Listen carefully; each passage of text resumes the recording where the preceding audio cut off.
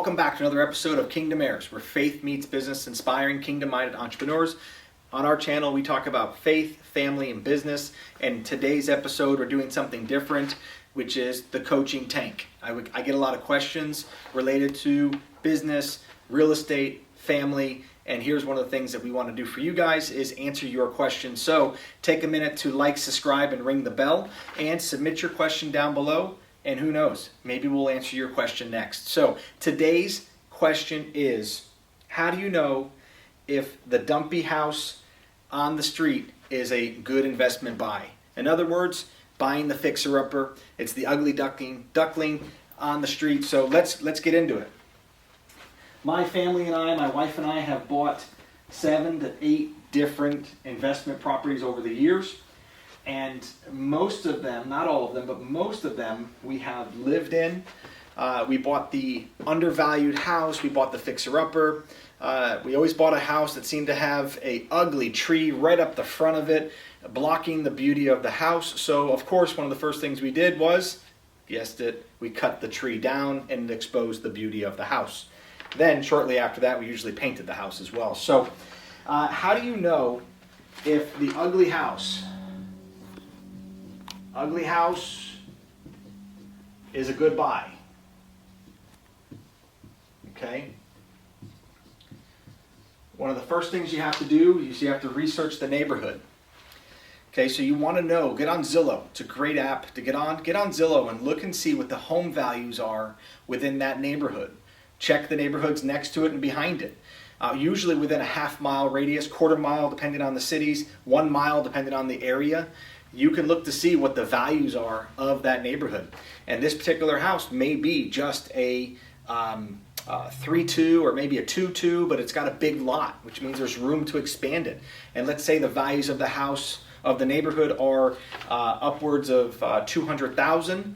And so you could find a house, it's $200,000. The majority of the houses are $200,000, but this particular value of this house, let's say it's been sitting empty for a year or 2 or 3.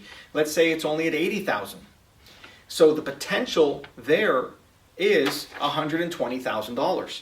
The question is, if you'd be able to purchase that house somewhere in that 70, 60 to 80,000 range, you have the possibility and potential to make the improvements and then sell it in the 200 range.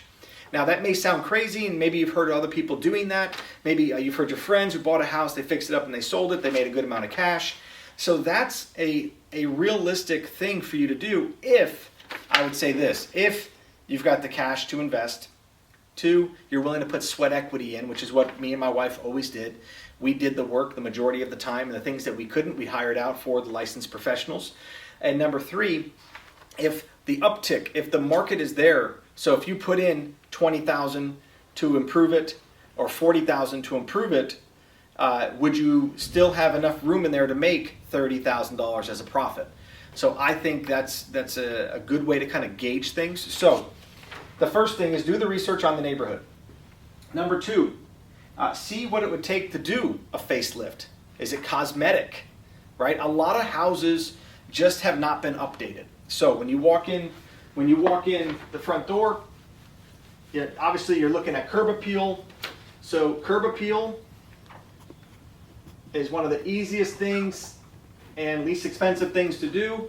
So it's the landscape. Okay, so you can update the landscape, right? So that's important.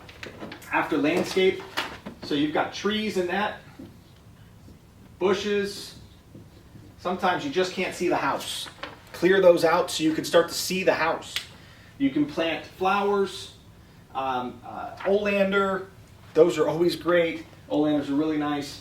And then that's not expensive. And that's something that you and your spouse can work on. You and your kids, depending on how old your children are. So that's something you can do yourself.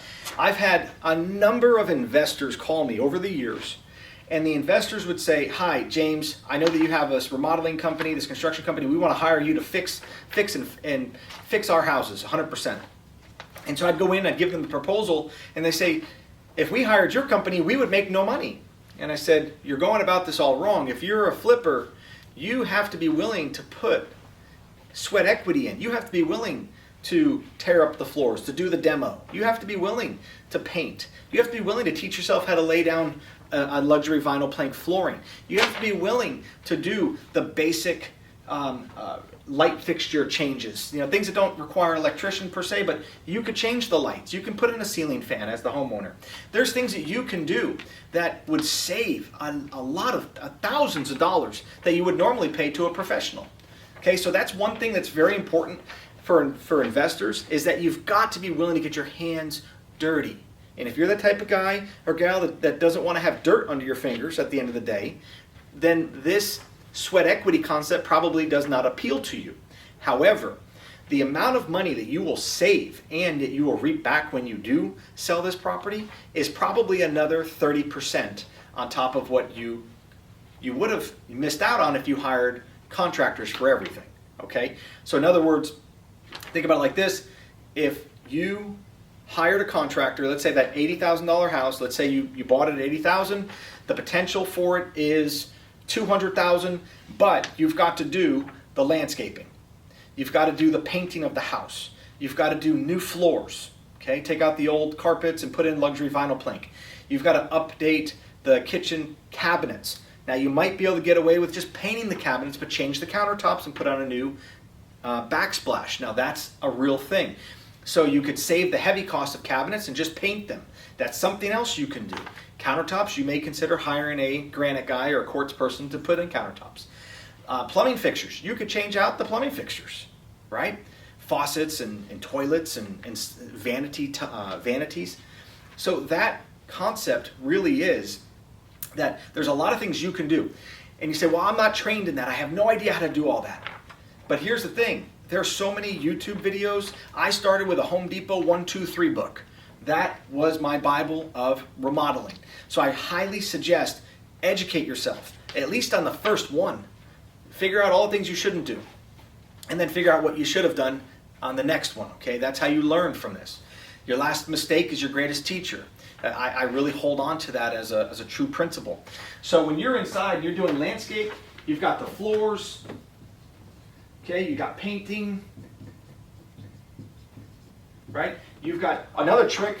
An easy thing is to make the electrical look like it's been updated is just change out all your outlet covers. You change out the plugs, change out the receptacles, and put on new cover plates. Decora, it's the rectangular shape. It's modern. Do that. Change your light fixtures. People walk in the house freshly painted, new floors. Oh, looks like the electrical's been upgraded. But really, it's just the devices have been updated. And then from there, you have nice hanging fixtures. And I would suggest Home Depot or Lowe's or Amazon. You don't have to go crazy. You're just trying to bring in that number. You're probably going to spend at least $40,000, minimum $40,000. You'll have to hire some people for labor, the professionals for labor, but then you have to buy the materials. So you're now at after $40,000 of that $80,000 purchase, you're at $40,000, you're at $120,000. The potential now for you to sell it, if the top end of your market is $200,000, you've got $80,000 sitting there of potential for you to earn. Okay? That's huge. That's big money. Now, you say, well, I don't think that's realistic. I'm a living example of it is realistic. That's actually how my wife and I got to the place we are today. Is we started with flipping. One thing that we did was we moved into these houses. Once they were livable, we moved in, and our family lived in these houses for 2 years. And at that point, we were ready to buy the next one and upgrade. We slowly upgraded ourselves.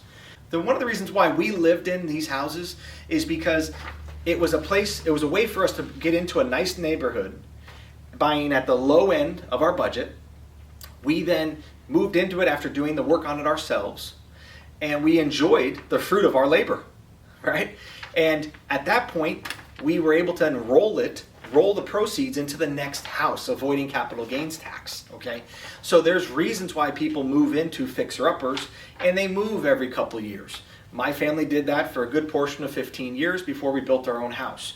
So it's just something to think about for yourself, why you would want to be the one who does the sweat equity aspect. That doesn't appeal to a lot of these guys. Most of these conferences you're going to go to are going to tell you to go find people to go do all the work for you, but your profit margin then turns down to like a 15%. And it's a lot of stress, and is it worth it?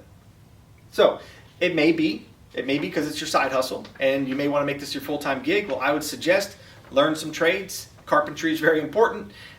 Painting, very important. Flooring, very important. Become a landscaper, very important. All of that will net you the highest returns. So, guys, here's my chicken scratch. Here's my own story. If you have other questions about this, hit me down in the comments down below and I will gladly answer them directly to you. Thanks, guys, and we'll see you next time.